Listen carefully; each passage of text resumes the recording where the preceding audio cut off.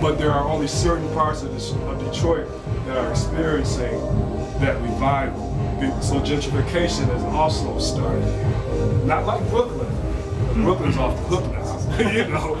you know, it's people from Manhattan never even wanted to go to Brooklyn. That was like, you look down on people who lived in Brooklyn if you lived in Manhattan. But a lot of people who've been in Manhattan for years are being forced out because of the escalating prices there. And we just had there's a museum in Brooklyn, very, very popular, that just relocated to Detroit because they can't afford the rent in Brooklyn anymore. So it's just a very interesting time. I'm glad things are getting better.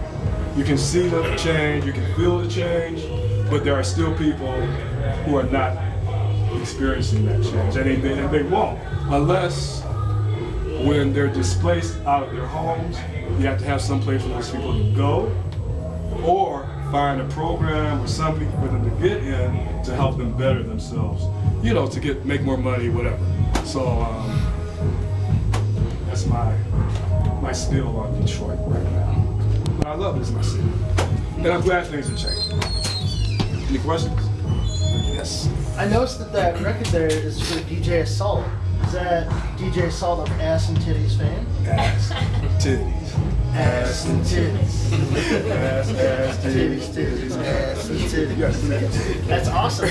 Was he part of UI? Well, he wasn't, not really. We distributed his music, and everybody in Detroit played as around the world.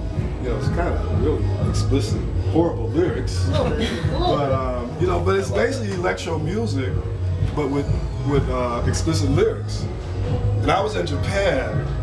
I played in Tokyo and Nagoya, and the guy driving me around was playing the CD, and Ass and Titties came on.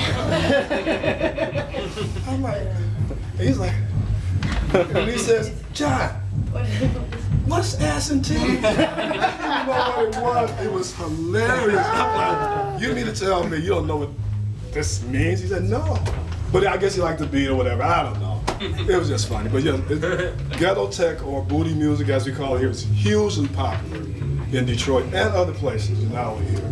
So yeah, DJ Assault and Ade, who's called Mr. Day, Electro Funk Records. They were on Electro Funk, I guess. I can't remember. Anyway, it was two of them.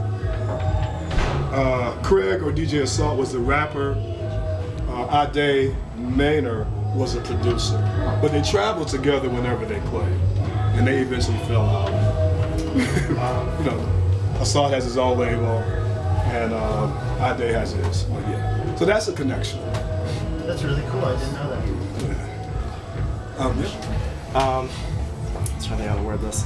So, I remember reading in the Techno Rebels book, Mojo wasn't.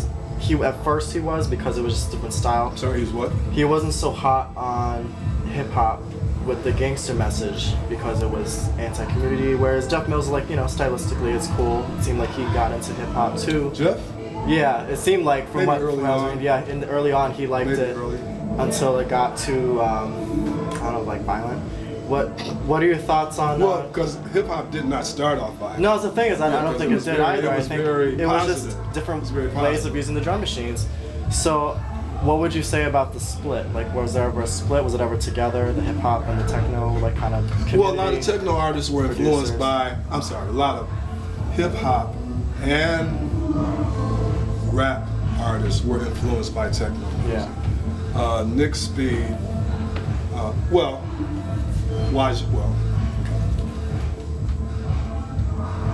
You think of Dr. Dre. He was he'll say that he was influenced by electronic music. It was a difference, but if you kind of listen to certain records, you can hear it. It's kind of hard to explain. I don't know about the story about Jeff Mills playing more gangster, because that doesn't seem like Jeff Mills to me. No, he didn't play gangster. It was Mojo said that he was disturbed by that kind of content starting to come Sure. out. Well, And, I see why. And Jeff Mills played hip hop, was like, no, I'm down for the style, but then once it got, I mean, but to me, Yeah. it was. back then it was just music. It was just, you know, electronic, you know, everything. So what was electronic? I'm Like the confused. techno, hip hop, ghetto tech, everything seemed to be mixed. Well, I mean, but ghetto tech is techno music. Yeah. Ghetto tech is just electro.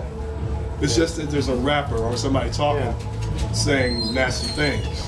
You take away the lyrics, it's electro. Well, I'm just saying it seems like there's a lot of crossover between all of them. So at what point did it kind of maybe more split, or I don't know? Was it just a lot of collaboration, and that's why it seems to be connected so much? I'm not asking this question right. Okay, let's talk after. 'Cause Yeah, this is going to be pretty deep because I disagree with a lot of things you're saying. So I don't want to just, you know. Yeah. We can talk later. I'm always up to talking about music.